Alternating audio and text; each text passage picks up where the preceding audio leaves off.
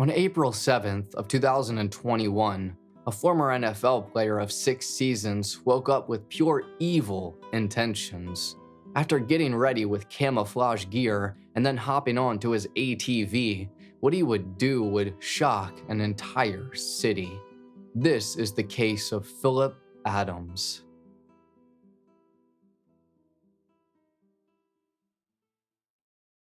Hello, friend, and welcome to High Time Crime. My name's Joel, and on here I specialize in true crime and also smiling.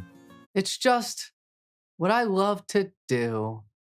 Anyway, today we're going over a very twisted, relatively uncovered case that you would imagine, given the circumstances, would be so heavily covered.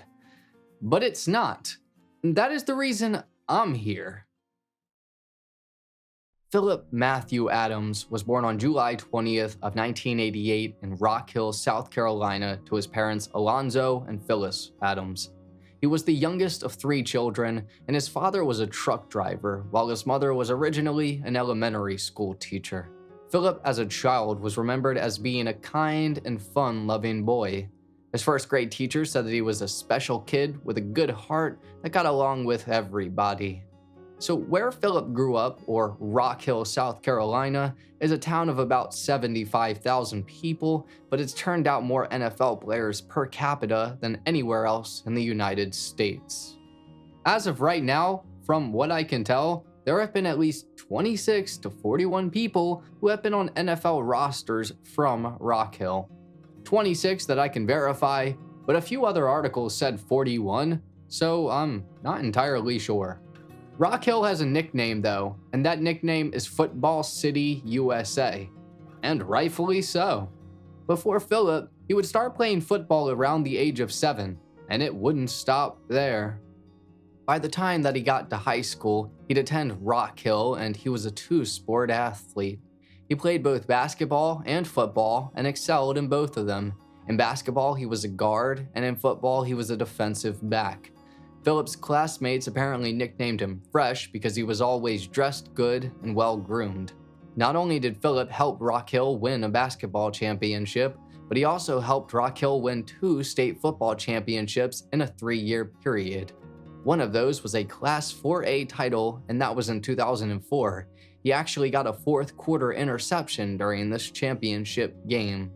This made him somewhat of a local football star, and by 2006, he graduated with a reputation of a quiet young man that worked hard and was going far in life. Phillip, because of his talent, would get a scholarship to play football at South Carolina University for the Bulldogs as a cornerback. During his freshman year, he met a woman who he'd be with for a while, who I'll get into in a bit. But still continuing on his football career, also during his freshman year, he played a bit, but as a backup and special teams player. He had to earn field time, and he did just that. Phillip also played basketball in college, but it wasn't as notable. By 2008, or his junior year, Phillip had become a standout defensive player. That year, he led the Bulldogs with 5 interceptions and 9 pass deflections. The next year, or 2009, which was his senior season, Phillip managed to record 48 tackles and 3 interceptions, and because of this, he was named First Team All-MEAC, or Mid-Eastern Athletic Conference. During his final season, Phillip even scored a touchdown on a pick 6, and his performance would help the Bulldogs win a conference championship, and this got him some attention from scouts. Now also in late 2009, something pretty awful would happen in the Adams family. Phillip's mother, Phyllis, was driving home when she was in a very serious car accident that left her paralyzed from the chest down. This made Phillip want to work even harder with football because now Phyllis needed full-time care and her medical bills were racking up. And as money being tight tends to be a common issue in today's day and age, I think I have a great solution for a little bit of extra cash. Today's sponsor, Free Cash, is a platform where you can sign up for free and start making money by completing tasks, such as playing games or doing surveys. Getting started is super simple. Just sign up for Free Cash with your email and receive special offers available in your location, and you'll start earning extra money in no time. On Free Cash, you can select from a range of offers available, and each task will show you how much you'll earn and what you need to do to complete it. The way to earn is that you first choose a task and then you complete it. After that, you earn coins that you can cash out with. It's really that simple. There's also a lot of things to do on Free Cash to earn more. For example, you can complete quests, which are new, or you can invite friends or play games to complete bonuses. Another thing to do on Free Cash is to climb up their leaderboard to try and be number one. Every day they give away $500 and another $5,000 monthly. It's a very cool thing.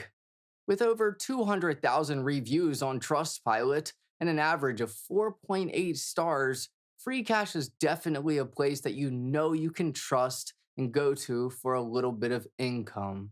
So, because I have an iPhone and not an Android, I had to use Safari and I played a game called Dancing Drum Slots. And no, I didn't just pick it because it said I could earn $420. But it earned me a total of $27.55 in just a couple of hours, and I can already withdraw the money. I do want to mention, though, that I did make a couple of in app purchases to speed up some progress, but I got cash back for it. I decided to withdraw what I made through PayPal, though, and now I have some extra money to get some gas, or maybe even some hot wings. So, what are you waiting for? Sign up for Free Cash by using the link in my description or by scanning the QR code that's here on the screen. Thank you again to Free Cash for sponsoring this video.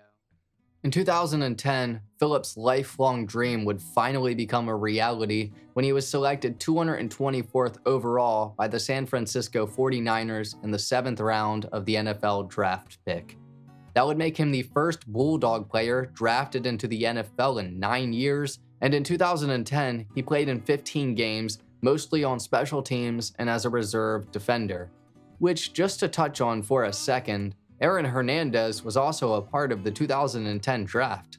Just a little tidbit there. But during preseason, on August 28th, Phillip returned a punt for 83 yards. Things were sort of looking promising for Phillip, and in the full season, he managed to get 13 tackles and defend a pass. But unfortunately, on December 26th of 2010, during a kickoff, Phillip broke his ankle, or, well, it was a compound fracture, and this required him to have to get surgery and multiple screws put into his leg. This was a season-ending injury, and it certainly wasn't the best thing for his career.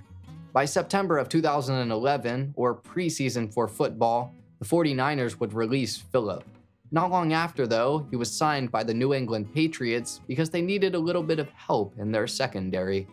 Phillip would play in 6 games for them and even managed to log his first NFL interception on November 21st of 2011. His time with the Patriots was pretty short-lived, and about a week or so later, he was released. In December, though, he was picked up by the Seattle Seahawks, and he played in the final game of their season. That year, he was cut from multiple teams and just bounced around.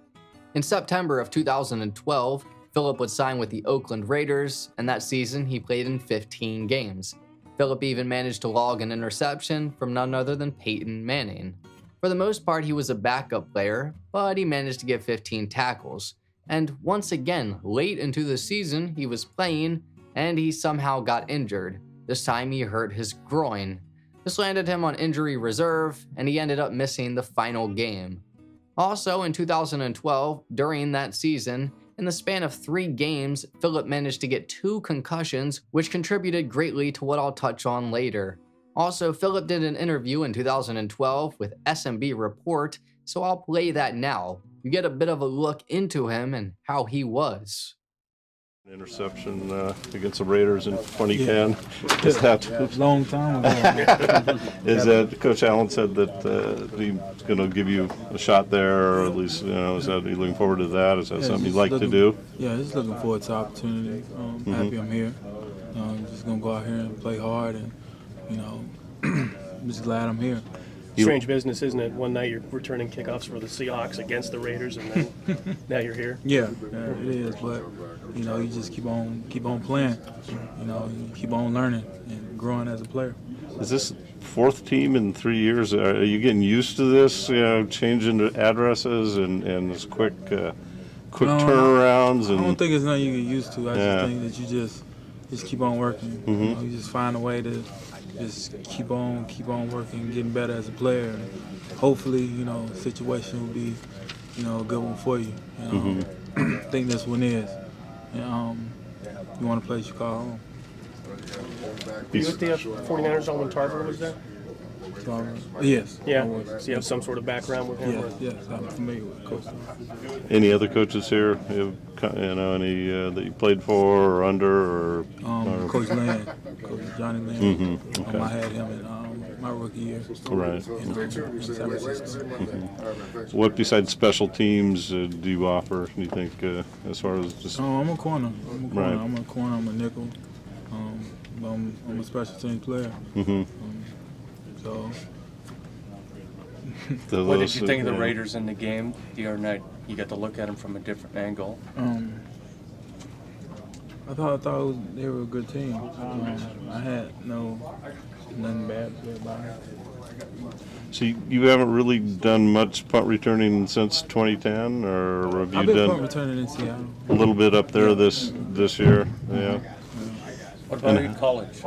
College, I did some. Okay. I did some my junior, my senior year. Comfortable back there? You know, some Oh, people yeah. don't like filling those punts. You know, Yeah, I like getting back there and just being by myself. Phillip at this point was a free agent, but the Raiders would sign him again in 2013, and that year he appeared in all 16 games. He managed to log 30 tackles and get a fumble recovery. The next year, or 2014, Phillip would continue playing football, but for the Seahawks. He was released from the Raiders, and Seattle signed him in March.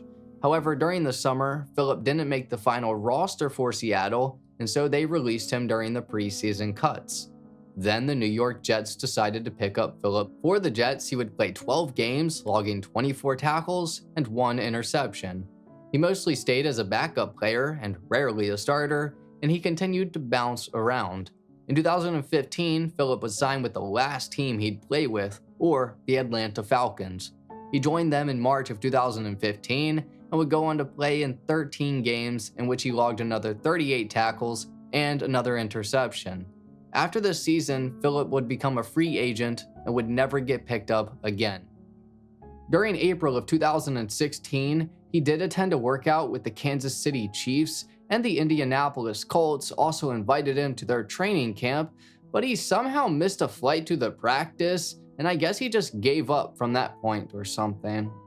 On March 9th of 2016, at the age of 27, his NFL career was officially over, and after this, he moved back home to Rock Hill, South Carolina with his parents.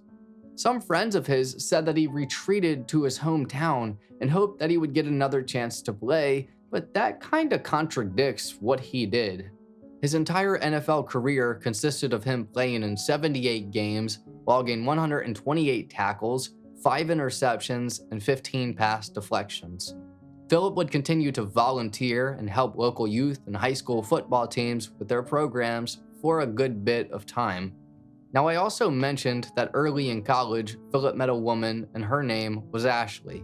They dated for basically an entire decade and all throughout Phillip's NFL career. This relationship ended around the time that his NFL career ended, but there are some notable things that happened. First off, in the year 2014, these two would have a child together. Phillip at first was devoted to being a father and helped to change their child's diapers and helped with everything else. Even throughout the rest of the years, Phillip sort of stayed in their lives. Next, Ashley said that Phillip was never violent towards her and that he never made her feel unsafe. He never threatened her, and there was never any time that she felt her and their child were in danger. Ashley said that she never even saw Phillip raise his voice in anger towards her or their child. She did say that Phillip liked guns though, and that he really enjoyed going to the shooting range and occasionally carried a firearm. In total, he had, I believe, 11 guns. Now, in 2015, while Phillip was playing his last season with the Atlanta Falcons, this relationship would end. This was partially because Phillip was having the time of his life with fans and all the attention he was getting, as he was doing pretty good the previous few years. I don't think Phillip really expected that to be his last season, and so when it was, his transition into a more normal life was rough. After leaving the NFL, Phillip tried to get back with Ashley, but she told him it was too late, and they were not going to be able to. Phillip was still going to be able to see their child, though, and him and Ashley managed to kinda work through these ordeals. Now, Ashley did say that she noticed Phillip deteriorating by about the year 2019. She said that he wasn't the nicest with words and started to become easily irritable and harsh. As their child got older, Phillip started to miss his son's phone calls, not respond to texts, or respond very slowly, and become inconsistent in taking their son when he was scheduled to. Ashley began to believe that Phillip was purposefully distancing himself from them because he knew that something was wrong with his brain. That one minute he would be attempting to reconcile things with her, and the next he would tell her how much he hated her. Then he would apologize and promise that he would do anything to care for her and their child. Ashley said that this was something new, but she did say that a few weeks before Phillip would do something crazy, that his behavior began to improve, that their communication became smoother and much calmer. Friends of Phillip said that he was quiet and pretty introverted, and some people said he was always a loner. Others said some different things. Phillip, for a while after his NFL career, was helping local youth teams. In 2019, he opened up a smoothie and fresh fruit shop called Fresh Life, and within a year, it failed. Phillip had his own farm in his parents' home and was passionate about agriculture. He had another goal of turning his small farm into a full-sized one and opening a fresh produce market. He said that people need to take better care of their bodies, and he wanted to help get fresh, no-chemical food to inner-city kids. Phillip, in the year 2020, was getting progressively worse, and I do think a lot of people saw it happening but didn't fully realize it. That year, Phillip reached out to a good friend and his sports agent, Scott Casterline. Scott represented Phillip throughout his NFL career, and him and a few other people had seen signs that Phillip's mental health was deteriorating, such as the fact that Phillip refused to get help for pain or his mental issues, and that Phillip basically shrugged these things off and pretended as if they didn't exist. Scott said that Phillip took a football mentality of being tough about it, and that he urged Phillip to get help through programs offered by the NFL, but that Phillip declined every time. Scott continued by saying that he felt Phillip was lost without football by about 2017 to 2018. Phillip in the year 2021 was very quiet and isolated. He had become increasingly withdrawn from events and relationships. An interesting thing that Phillip was doing was writing cryptic messages inside of his room, all over the walls and in notebooks. What exactly he was writing isn't released, but we can assume that whatever it was plays a role in what he would do. All we really know is that in April of 2021, Phillip was apparently a bit calmer and agreeable, according to his ex. He also wanted to buy a new home for himself. We also know that Phillip had been seeing a doctor named Robert Leslie, a very prominent local physician. Apparently, Dr. Leslie had stopped giving Phillip a particular type of medication, and this would be problematic. We'll talk about that here soon. We do know that Phillip was taking some sort of amphetamines at the time. The only thing that I can find that Phillip did in months leading up to it was in late March, he was riding his ATV around on his family's property when his cousin came over. Apparently, Phillip just drove right past him without stopping, which was unusual, but then Phillip came back around. He said sorry to his cousin and that he was thinking about something else. What he would do about a week later was absolutely sickening.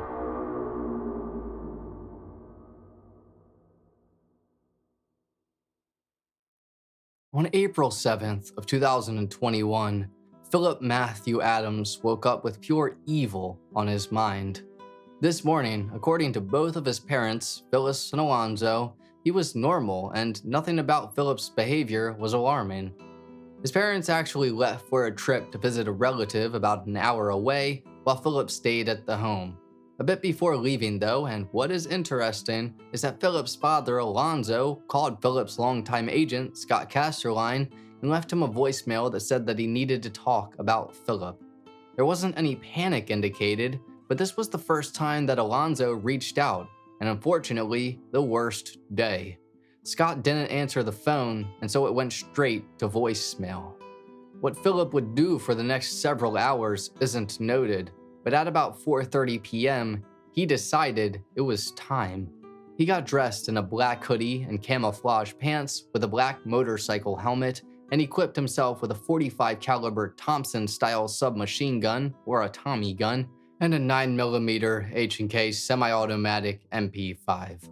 Phillip went into his parents' garage and got out his four-wheeler and left. Their home was located on Marshall Road. After leaving, Phillip then drove about a mile down the road and turned off into some wooded trails that led directly behind the property of Dr. Robert Leslie.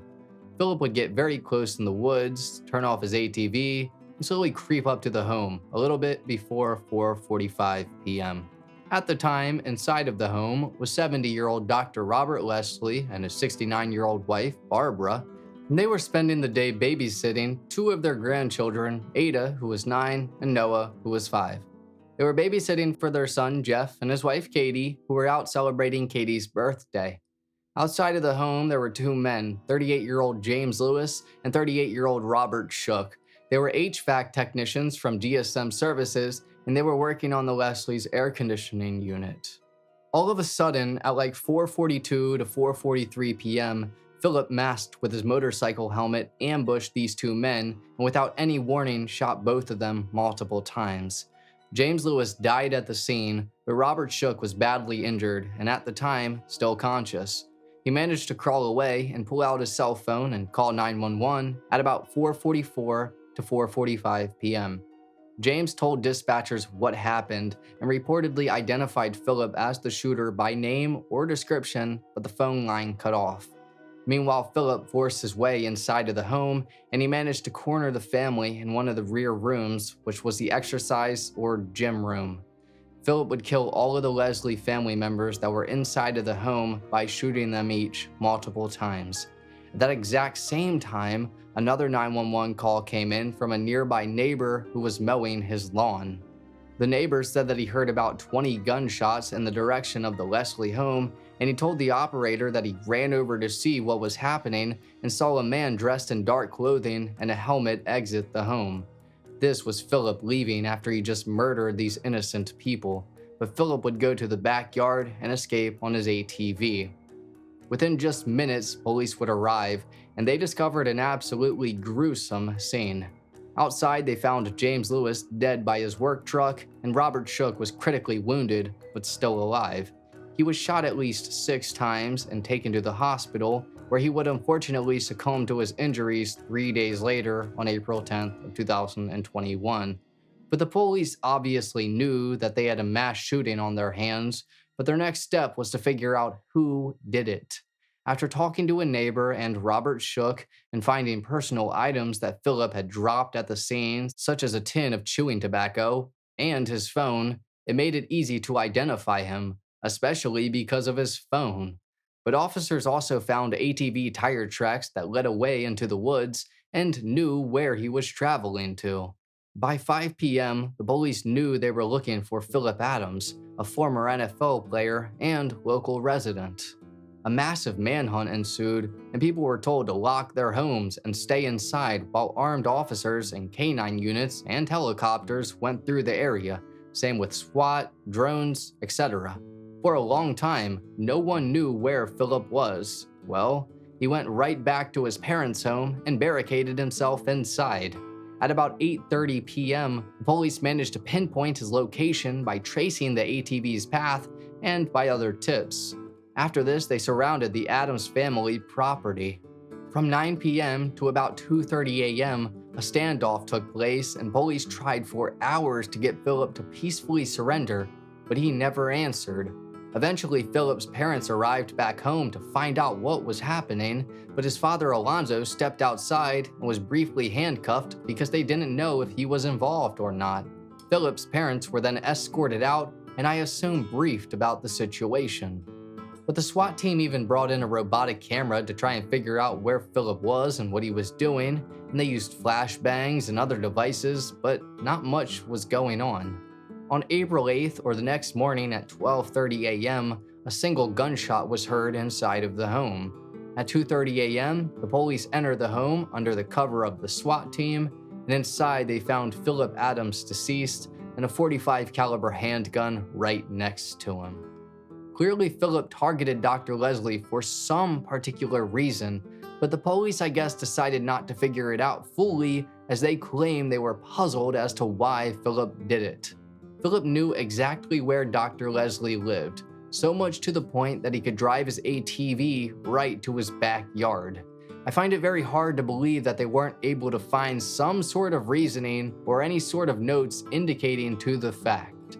In December of 2021, an autopsy was done of Philip's brain by neuropathologists at Boston University, and it revealed that he had an unusually severe case of stage 2 CTE.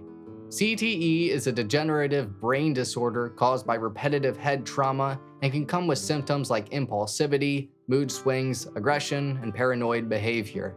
Phillip, throughout his career, suffered multiple concussions, including 2 major ones in 2012, and these could be linked to what was happening with him, but it's not completely confirmed. What Phillip Adams did was absolutely disgusting and unwarranted. He murdered 6 innocent people, 2 of those being young children. It doesn't matter what he was dealing with, knowing that he dressed himself as a literal hunter with camouflage pants and set out to kill. The only people that genuinely need to be cared about in this situation are the people he brutally took out of this world. James Lewis was 38 years old and an HVAC technician. He was a single father of 3 children, but he centered his whole life around caring for them and his parents. James is remembered for being the type of person to give you the shirt off of his back, a gentle, good-hearted soul. James had an easygoing personality. He loved the outdoors and loved to laugh.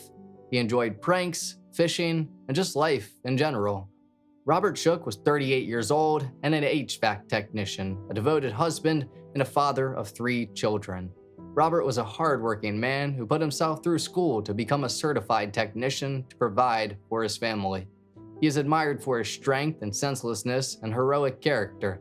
He managed to push through for another 3 days after being shot and call the police. He's remembered by his daughter as her hero and the fun-loving dad who loved life, joking around and making memories. Robert loved going on fishing trips with his family to the lake and so much more. Dr. Robert Leslie was 70 years old and a well-known Rock Hill physician for a very long time. Dr. Leslie was married to his wife Barbara for nearly 47 years, and together they raised 4 children, and those children gave them 8 grandchildren. Dr. Leslie was very fond of life, and if he wasn't doing doctor things, he was beekeeping, or playing the bagpipes, or writing poetry, or tending to his garden, or best of all, spoiling his grandchildren. Dr. Leslie was also dedicated to church, and of course his job of helping people. His wife, Barbara Leslie, was 69 years old, and she was known to her grandchildren as Nana and to others, Ms. B. Barbara is remembered as being a bright, shining light who filled up every room she entered with her joy, charisma, love, and enthusiasm. Even if you were a stranger, Barbara could embrace you and would make you feel like a friend. Family of hers said that she could solve any problem with a hot glue gun, a Diet Coke, and a song. Barbara was a woman of faith and devoted many hours to teaching Bible study and volunteering. This included with special needs ministries at Camp Joy, where Dr. Leslie was also the camp doctor. Ada Leslie was 9 years old and the granddaughter of the elder Leslies. She was a bright, kind-hearted girl who loved books and reading. Ada loved going to church, and people there described her as a precious child who loved Jesus and that she was always smiling. In Ada's honor, the Leslie family helped to establish a free library at their church as a tribute to her love of reading. Noah Leslie was 5 years old and the younger brother of Ada. He He was also the youngest grandchild. Noah was energetic and a sweet-natured boy who loved snacks. He would always share with those around him. Noah, like Ada, loved church, and the people there loved him. They remembered him as being a precious little boy with a big heart. In Noah's honor, the Leslie family created Noah's Snack Shack, which is a small food pantry at their church to reflect on his playful spirit. Rest in peace to all 6 of these innocent people that were taken from this world for genuinely zero reason whatsoever. I just want to remind you to sign up for free cash with my link or the QR code. I continued playing and I made a little bit more.